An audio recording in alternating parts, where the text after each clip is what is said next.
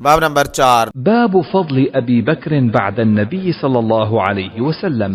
نبی صلی اللہ علیہ وسلم کے بعد ابو بکر رضی اللہ تعالیٰ عنہ کی فضیلت۔ فائدہ: امام بخاری رحمہ اللہ کے باب کا مطلب ظاہر ہے کہ رسول اللہ صلی اللہ علیہ وسلم کے بعد امت میں سب سے افضل ابو بکر رضی اللہ عنہ ہے۔ علامہ وحید الزمان نے یہاں حب علی رضی اللہ تعالیٰ عنہ میں غلو کی وجہ سے عجیب خلط مبحث کیا ہے۔ لکھتے ہیں امام بخاری نے یہ جو باب بنایا، اس سے معلوم ہوا کہ وہ بھی جمہور علماء کے موافق ابو بکر صدیق رضی اللہ تعالیٰ عنہ کو تمام صحابہ سے افضل مانتے تھے۔ اکثر سلف کا یہی قول ہے اور خلف میں سے بھی اکثر نے یہی کہا ہے، لیکن بعض محققین کا یہ قول ہے کہ ابو بکر اور عمر اور عثمان اور علی رضی اللہ عنہم میں باہم ایک دوسرے پر من جمیع الوجوہ فضیلت دینے میں کوئی نص قطعی وارد نہیں ہے، اور بغیر نص قطعی کے افضلیت من جمیع الوجوہ جو ایک اعتقادی بات ہے ثابت نہیں ہو سکتی، اور ایسی افضلیت پر اجماع کے منعقد ہونے میں کلام ہے۔ البتہ یہ صحیح ہے کہ ابو بکر رضی اللہ تعالی عنہ کی خلافت پر تمام صحابہ کا اجماع ہو گیا، لیکن خلافت ایسی افضلیت کو مستلزم نہیں ہے،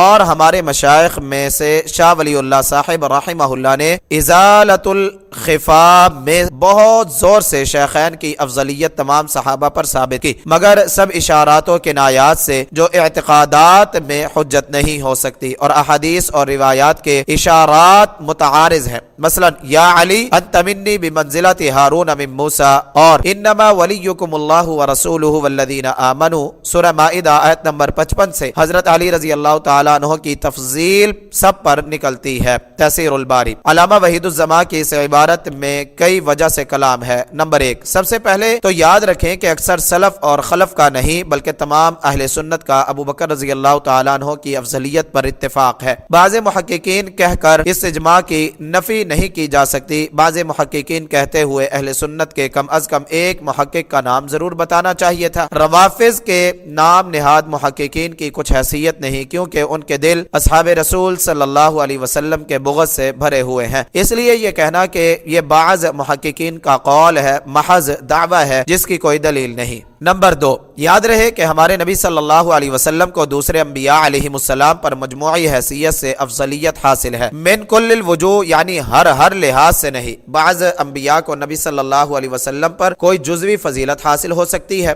مثلا یوسف علیہ السلام خود نبی کے بیٹے، نبی کے پوتے اور نبی کے پڑ پوتے تھے۔ یہ فضیلت ہمارے نبی صلی اللہ علیہ وسلم کو حاصل نہیں، مگر آپ سید ولد آدم ہیں اور سب انبیاء سے افضل ہیں۔ اسی طرح ابو بکر رضی اللہ تعالیٰ عنہ کی فضیلت مجموعی حیثیت سے ہے، من کل الوجوہ، یعنی ہر لحاظ سے نہیں۔ نہ ہی یہ کوئی کہتا ہے، یہ بات زبردستی اہل سنت کا قول قرار دے کر اس کا رد کرنا انصاف کے خلاف ہے۔ اہل سنت کا کہنا یہ ہے کہ امت محمدیہ میں مجموعی اور کلی فضیلت ابو بکر رضی اللہ تعالیٰ عنہ کو حاصل ہے، اور وہی ہماری امت کے پہلے سردار ہے۔ جزوی فضیلت بعض صحابہ کو حاصل ہو سکتی ہے، مثلا علی رضی اللہ تعالی عنہ آپ صلی اللہ علیہ وسلم کے عمزاد اور داماد ہیں، عثمان رضی اللہ تعالی عنہ آپ کے دوہرے داماد ہیں، وغیرہ۔ نمبر 3، شاہ ولی اللہ رحمہ اللہ نے جو شیخین کی افضلیت ثابت کی ہے، اسے اشاروں کے نائیوں سے ثابت ہونے والی افضلیت قرار دینا بھی زیادتی ہے۔ اس کے علاوہ نواب محسن الملک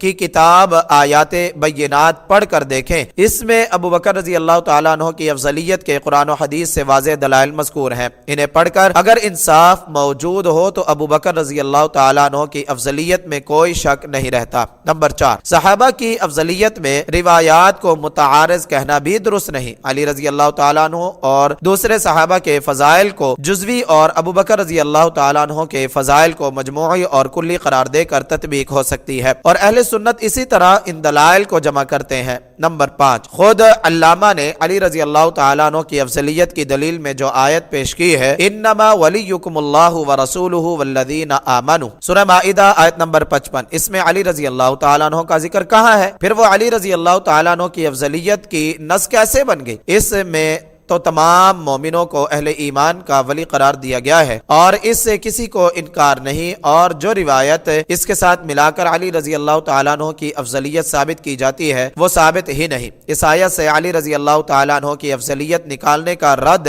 رازی نے اپنی تفسیر میں خوب کیا ہے۔ اسی طرح حدیث یا علی انت منی بمنزلت ہارون من موسیٰ کو علی رضی اللہ تعالیٰ عنہ کی افضلیت کی نص قطعی قرار دینا بھی محض دعویٰ ہے، جس کی حقیقت علماء اسلام نے خوب واضح کی ہے۔ اسی طرح علامہ کی پیش کی ہوئی روایت یا فاطمہ انتی وہذا النائم یعنی علی وانا فی مکان واحد یوم القیامہ کو صحیح تسلیم کر لیا جائے تب بھی یہ علی رضی اللہ تعالیٰ عنہ کی افضلیت کی دلیل نہیں بنتی۔ اس سے یہ کیسے نکلا کہ نبی صلی اللہ علیہ وسلم کے ساتھ علی اور فاطمہ رضی اللہ عنہما ہی ہوں گے اور آپ صلی اللہ علیہ وسلم کی دوسری بیٹیاں اور ان کے خاوند نہیں ہوں گے، نہ ہی غار اور مزار کا ساتھی اس وقت ساتھ ہوگا، بلکہ نبی صلی اللہ علیہ وسلم سے محبت کرنے والے سب ان کے ساتھ ہوں گے۔ انت مع من احببت پر غور کریں۔ حدیث نمبر 3655۔ حدثنا عبد العزيز بن عبد الله حدثنا سليمان عن يحيى بن سعيد عن نافع عن ابن عمر رضي الله عنهما قال: كنا نخير بين الناس في زمن النبي صلى الله عليه وسلم، فنخير أبا بكر ثم عمر بن الخطاب ثم عثمان بن عفان رضي الله عنهم۔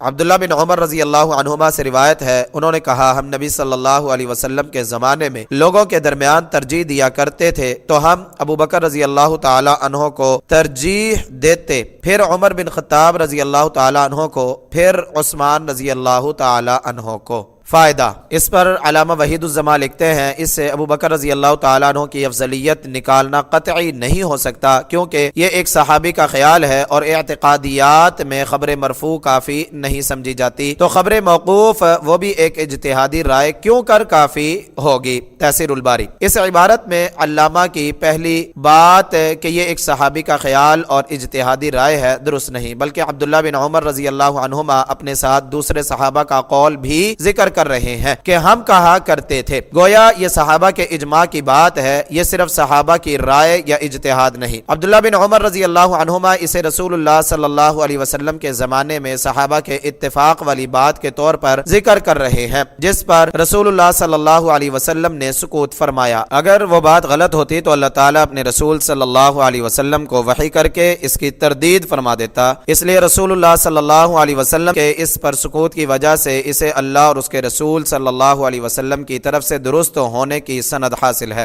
چنانچہ سنن نبی داود حدیث نمبر 4628 میں عبداللہ بن عمر رضی اللہ عنہما کے حدیث ان الفاظ میں صحیح سند کے ساتھ موجود ہے، انہوں نے کہا کننا نقول ورسول اللہ صلی اللہ علیہ وسلم حی افضل امت النبی صلی اللہ علیہ وسلم بعدہ ابو بکر ثم عمر ثم عثمان رضی اللہ عنہم اجمعین۔ ہم کہا کرتے تھے جب رسول اللہ صلی اللہ علیہ وسلم زندہ تھے کہ نبی صلی اللہ علیہ وسلم کی امت میں آپ کے بعد سب سے افضل ابو بکر ہے، پھر عمر، پھر عثمان رضی اللہ عنہم اجمعین۔ یہ ایسے ہی ہے کہ جابر رضی اللہ تعالیٰ عنہ نے کہا کننا نعزل والقرآن ینزل، ہم عزل کرتے تھے حالانکہ قرآن اترتا تھا۔ صحیح مسلم حدیث نمبر 1440۔ مطلب یہ کہ اگر وہ ناجائز ہوتا تو قرآن اس سے منع کر دیتا۔ علامہ وحید الزمان کی دوسری بات کہ اعتقادیات میں خبر مرفوع بھی کافی نہیں سمجھی جاتی، یہ اصحاب الحدیث کا موقف نہیں بلکہ ان اہل رائے اور اہل قیاس کا ہے جنہوں نے اپنے ائمہ کے اقوال کے خلاف آنے والی احادیث کے رد کے لیے یہ قاعدہ گھڑا ہے۔